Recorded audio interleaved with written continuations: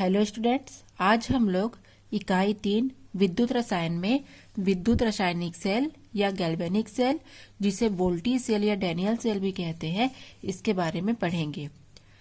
तो वह सेल जिनमें स्वतः रासायनिक क्रिया होने के फलस्वरूप विद्युत का उत्पादन होता है।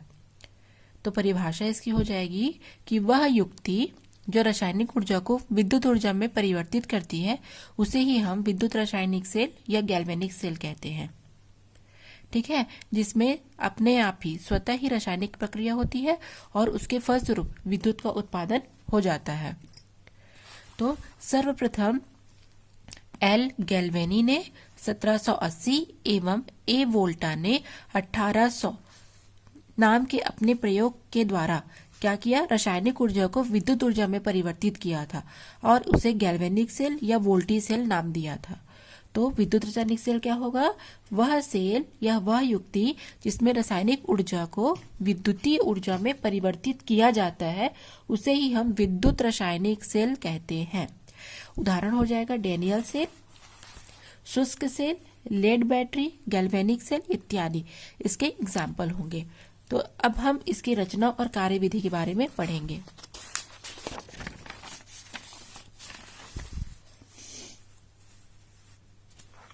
तो गैल्वेनिक सेल या डैनियल सेल की रचना और कार्यविधि देखते हैं। आप लोग यहाँ पर एक चित्र देख रहे होंगे, ठीक है। इस चित्र में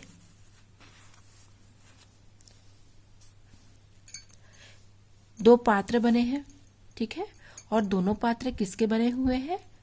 दोनों पात्र दो विद्युत अपघट्य के बने हुए हैं, जिसमें एक पात्र में हम जिंक सल्फेट का विलयन लेंगे और दूसरे पात्र में हम कॉपर सल्फेट का विलयन लेंगे, ठीक है।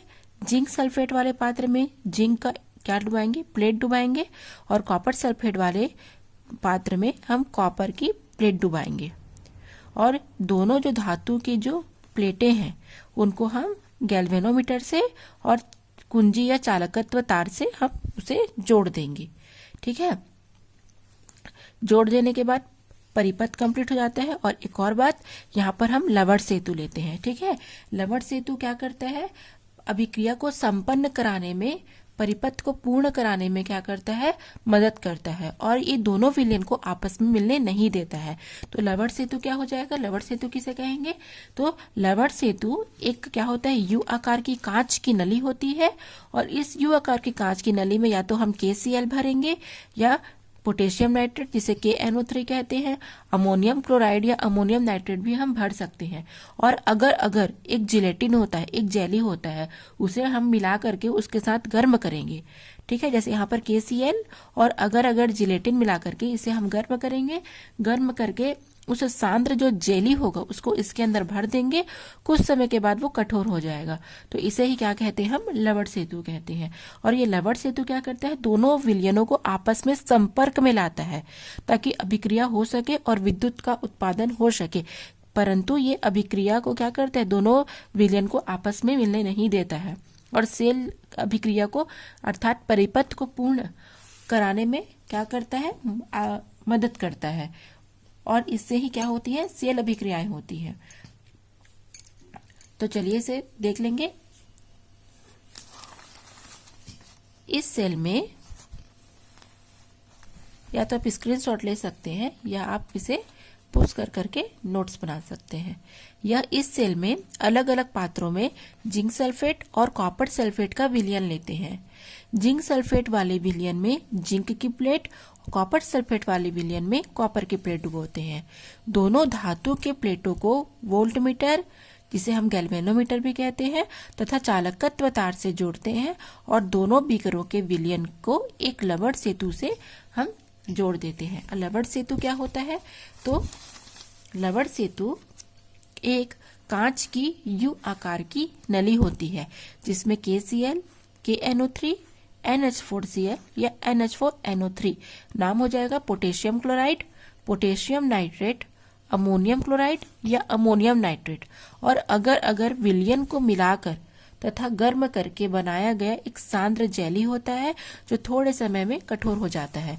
और यह लवण सेतु दोनों विलयनों को संपर्क में लाता है, किंतु उन्हें आपस में मिलने नहीं देता है, उसे आपस में मिलने से रोकता है। सेल का परिपथ पूर्ण होते ही अभिक्रियाएं संपन्न होने लगती हैं। किस प्रकार की अभिक्रियाएं? तो जिंक जो कि यहाँ पर ठोस अवस्था में होता है, वो अभिक्रिया में जब अर्ध सेल की प्रक्रिया होती है तो जिंक सल्फेट के विलयन में, जहाँ पर 1 m अर्थात 1 m इसकी मोलर चालकता होती है, और यहाँ पर कॉपर सल्फेट की जो होगा वो अब क्या हो जाएगा, ये जो सॉल्यूशन है वो अब कॉपर सॉलिड में क्या हो जाएगा, चेंज हो जाएगा। तो यहाँ पर जिंक के क्या हो रहा है, यहाँ पर जिंक जो कि एनोड पर है, ठीक है, तो जिंक जो एनोड पर है वहां पर क्या हो रहा है, ऑक्सीकरण की अभिक्रिया हो रही है। आप देख सकते हैं एनोड पर जिंक है,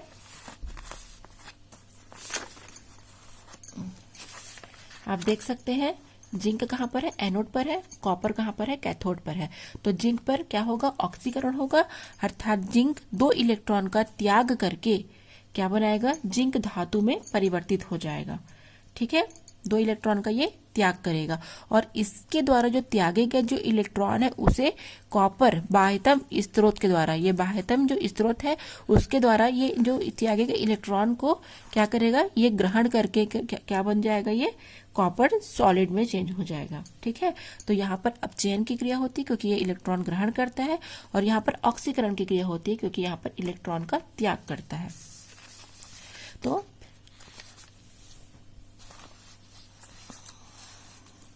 जिंक इलेक्ट्रोड एनोड कहलाता है क्योंकि इस पर ऑक्सीकरण होता है, अर्थात इलेक्ट्रॉन मुक्त करता है, अर्थात जिंक जो सॉलिड में है अब वो 2 इलेक्ट्रॉन मुक्त करके क्या हो गया, वो जिंक में चेंज हो गया। ठीक है, जिंक इलेक्ट्रोड के द्वारा जो आयन है वो बाह्य परिपथ से कॉपर पर पहुंच जाएंगे, और कॉपर के द्वारा वो ग्रहण करके अपचयन की क्रिया को पूर्ण करेंगे। ये 2 इलेक्ट्रॉन ग्रहण करके यहाँ पर क्या कर रहा है, अपचयन की क्रिया को पूर्ण कर रहा है। तो अब हम देखेंगे कि अभिक्रिया संपन्न होने पर पूर्ण अभिक्रिया क्या होगी। तो एनोड पर जिंक सॉलिड से जिंक एक्वस, क्योंकि 2 इलेक्ट्रॉन का ये त्याग कर रहा है, और ये 2 इलेक्ट्रॉन को जो त्याग कर रहा है जहां पर ऑक्सीकरण अर्ध अभिक्रिया हो रही है, तो ये 2 इलेक्ट्रॉन को ग्रहण करके क्या करेगा, अब ये 2 इलेक्ट्रॉन को ग्रहण करके अपचयन क्रिया करेगा। तो अब इसे करेंगे तो इधर के जो जितने भी तत्व हैं उसको प्लस करेंगे, प्लस के बाद इधर एरो के बाद है उसको करेंगे, तो पूर्ण अभिक्रिया क्या हो जाएगी, जिंक प्लस कॉपर। ठीक है, दोनों को लिख लिया, तीर के इधर दोनों को लिखेंगे, जिंक 2 प्लस और कॉपर सॉलिड, तो ये क्या हो जाएगी, पूर्ण अभिक्रिया को ये शो करेगा। ठीक है, तो यह इस प्रकार से यह जो सेल की जो अभिक्रियाएं हैं, सेल की जो रेडॉक्स अभिक्रियाएं हैं, ठीक है, ये क्या कर रहा है, रासायनिक ऊर्जा को विद्युत ऊर्जा में परिवर्तित करता है, इसलिए इसे हम गैल्वेनिक सेल या वोल्टीय सेल कहेंगे। ठीक है, अब हम लवण सेतु के कार्य देख लेते हैं। इसके द्वारा सेल के दोनों विलयनों के मध्य विद्युतीय संपर्क होता है और विद्युत परिपथ पूर्ण हो जाता है। इसके कारण दोनों विलयन आपस में नहीं मिलते हैं। यह दोनों द्रवों की संधि पर उत्पन्न होने वाले जो द्रव संधि विभव है उसको उत्पन्न होने से रोकता है, और ये दोनों विलयनों की विद्युत उदासीनता को बनाए रखता है। ठीक है, तो एक बार और हम इसकी क्रियाविधि देख लेते हैं। तो सबसे पहले विद्युत रासायनिक सेल या गैल्वेनिक सेल की क्रियाविधि में हम यहाँ पर 2 पात्र लेंगे। एक पात्र में जिंक सल्फेट का विलयन रहेगा जिसमें जिंक की प्लेट होगी, और दूसरे में कॉपर सल्फेट का विलयन होगा जिसमें कॉपर धातु की प्लेट होगी। दोनों को क्या करेंगे, गैल्वेनोमीटर से और चालक तार से जोड़ देकर विद्युत परिपथ तैयार करेंगे। ठीक है, उसके बाद इसमें एक लवण सेतु लगाएंगे। लवण सेतु क्या होता है, एक यू आकार की नली होती है, कांच की नली, और जिस पर क्या होता है, या तो पोटेशियम क्लोराइड, पोटेशियम नाइट्रेट या अमोनियम क्लोराइड या अमोनियम नाइट्रेट, और अगर की जेली को गर्म करके क्या किया जाता है, एक सांद्र जेली बनाकर इसके अंदर भरा जाता है जो कि कुछ समय के बाद कठोर हो जाती है, और यह लवण सेतु अभिक्रिया को पूर्ण कराने में, है ना, बहुत ही महत्वपूर्ण भूमिका निभाता है। ये दोनों विलयनों को एक दूसरे के संपर्क में लाता है, परंतु विलयनों को आपस में मिलने नहीं देता है। ठीक है, एक दूसरे में मिलने नहीं देता है। इस प्रकार से अभिक्रिया होती है। चूंकि जिंक पर एनोड है इसलिए यहाँ पर ऑक्सीकरण होगा, और ये 2 इलेक्ट्रॉन का त्याग करेगा, और इसके द्वारा त्यागे गए इलेक्ट्रॉन को बाह्य परिपथ के द्वारा कॉपर ग्रहण करके अपचयन अभिक्रिया को पूर्ण करेगा।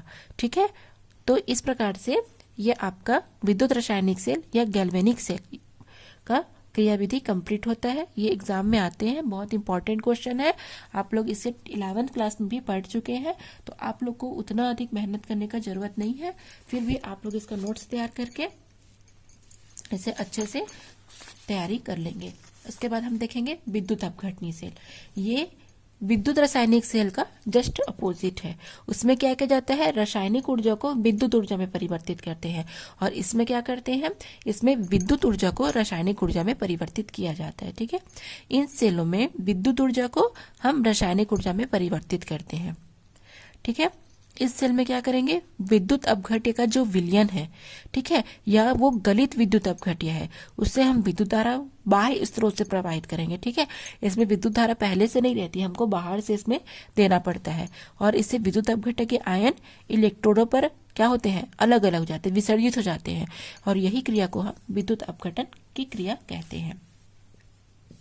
जैसे मान के चलिए हम एक साल्वेट रफ लेते हैं, इसमें हमको NaCl का विलयन लेना है। ठीक है, यहाँ पर NaCl का विलयन लेंगे। ब्राइन किसे कहेंगे, जब NaCl को इसमें प्रवेश कराएंगे तो वो क्या करेगा, यहाँ पर एक प्रकार का विद्युत अपघट्य हो गया। ठीक है, और यहाँ पर ग्रेफाइट का एनोड लेते हैं और पारे का कैथोड लेते हैं। पारे को क्या बोलते हैं, मरकरी भी कहते हैं। ठीक है, उसको हम क्या लेंगे, कैथोड लेंगे, ग्रेफाइट का एनोड लेंगे। और जब पूरी प्रक्रिया स्टार्ट होगी तो क्या होगा, अभिक्रिया के शुरुआत होने से जो सोडियम क्लोराइड का विलयन है, ठीक है, जिससे विद्युत धारा प्रवाहित की जा रही है, तो अब वो क्या करेगा, वो इस पारे के साथ, ठीक है, क्या करेगा, यहाँ पर पारे के साथ वो सोडियम अमलगम बनाएगा। ठीक है, कैथोड पर पारे के साथ अभिक्रिया करके वो सोडियम अमलगम बनाएगा, जो कि यहाँ से निकल जाएगा। और एनोड पर क्या करेगा, एनोड पर क्लोरीन के साथ अभिक्रिया होगी और यहाँ पर क्लोरीन एनोड पर मुक्त होगा। ठीक है, तो साल्वेट रफ सेल में सोडियम क्लोराइड में इलेक्ट्रोड लगाकर विद्युत धारा प्रवाहित करने पर सोडियम क्लोराइड अपघटित हो जाता है। पारे के कैथोड पर सोडियम मुक्त होकर के एनोड पर क्लोरीन मुक्त हो जाता है और पारे के साथ ये सोडियम अमलगम बनाता है। ठीक है, इस चित्र के द्वारा एक बार और हम समझ लेते हैं। मान के चलिए यहाँ पर विद्युत अपघट्य क्या है, NaCl है। ठीक है, NaCl है। NaCl यहाँ पर हम जब उसका विलयन बनाएंगे, जलीय विलयन बनाएंगे, तो वो क्या हो जाएगा, विद्युत अपघट्य, अर्थात वो अब विद्युत अपघट्य हो गया। और यहाँ पर हम 2 इलेक्ट्रोड रखेंगे, जिसमें क्या करेंगे, पारे का कैथोड और ग्रेफाइट के एनोड रखेंगे। ठीक है, ग्रेफाइट के एनोड रखेंगे और इसको हम क्या करेंगे, इसको भी हम गैल्वेनोमीटर से जोड़ करके इसमें हम क्या करेंगे, विद्युत धारा बाहर से प्रवाहित कराएंगे। जैसे ही विद्युत धारा प्रवाहित होगी तो जो सोडियम है वो किसके साथ अभिक्रिया करेगा, कैथोड के साथ अभिक्रिया करके सोडियम अमलगम बनाएगा और क्लोरीन एनोड पर चली जा करके एनोड पर मुक्त हो जाएगी। तो इस प्रक्रिया को हम क्या कहते हैं, साल्वेट रफ सेल। अब देखिए रिएक्शन कैसे होगा। तो रिएक्शन कैसे होगा, विद्युत अपघटन NaCl पर तो वो Na+ और Cl मतलब धन और ऋण आयनों में वो विभक्त हो जाएगा। कैथोड पर सोडियम क्या हो रहा है, आयन इलेक्ट्रॉन को त्याग करके अपचयन की क्रिया कर रहा है। ठीक है, अब यहाँ पर ये पारे के साथ अभिक्रिया करके सोडियम अमलगम बना रहा है। एनोड पर क्लोरीन क्या कर रहा है, इलेक्ट्रॉन ग्रहण करके ऑक्सीकरण की अभिक्रिया संपन्न कर रहा है और क्लोरीन एक और क्लोरीन के साथ अभिक्रिया करके Cl2 बना रहा है। और इस प्रकार की अभिक्रिया में बाहर से विद्युत दी जाती है, जिससे धन ध्रुव पर एनोड और ऋण ध्रुव पर कैथोड प्राप्त होते हैं। ठीक है, तो विद्युत अपघटनी सेल में विद्युत ऊर्जा से रासायनिक ऊर्जा उत्पन्न की जाती है और गैल्वेनिक या विद्युत रासायनिक सेल में रासायनिक ऊर्जा से विद्युत ऊर्जा उत्पन्न कर दी जाती है। इस प्रकार से ये दोनों सेल एक दूसरे के अपोजिट होते हैं। ठीक है, तो आज का ये क्लास यहीं पर समाप्त होता है। कल हम दूसरा टॉपिक लेकर के आएंगे। Thanks for watching.